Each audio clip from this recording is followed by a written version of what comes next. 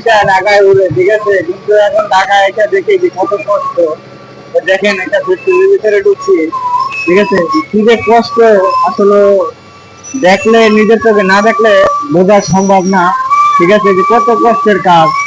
মানুষ আগে এক সময় বলতো যে ঢাকায় টাকা উড়ে, টাকা তো এভাবে উড়ে না।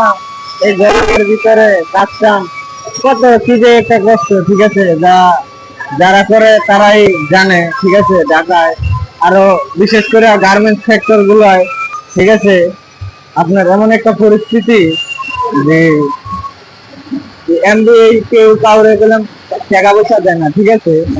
এই দেখেন সারাদিন আমরা কাজ শেষে এই যে কি যে একটা অবস্থা এই গরমের ভিতরে, এই যে কাজ কামের এই যে মেশিন, এই যে আমরা যে প্যান্ট গুলা ইউজ করি মানে মূলত, ঠিক আছে, এই হলো অবস্থা। এই যে এই এই মালটা হলো ভিজা, এটা ওয়াশ করতেছে, ঠিক আছে। এই যে আরেকজন এই যে মেশিনের তো মাল তুলতেছে, ঠিক আছে। এই মালটারে আবার আপনার এই যে এই মেশিনে আর কি নিব।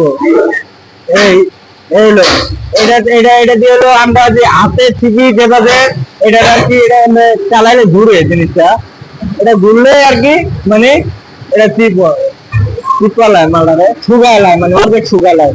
তারপরে হইলো মনে করেন এই যে process process by process, step by step, ঠিক আছে।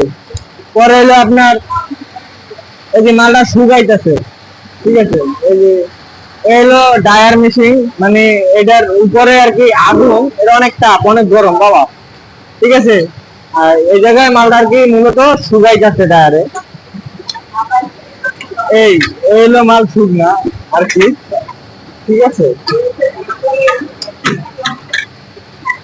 ঢাকায় আগে শুনতাম মানুষ টাকা উড়ে, কিন্তু টাকা যে কিভাবে উড়ে, যারা চাকরি করে একমাত্র গার্মেন্টস সেক্টরে তারাই বোঝে যে এর কষ্টটা কত। এই যে এদের মানে হ্যান্ড ফিল করতেছে, ঠিক আছে। ধন্যবাদ।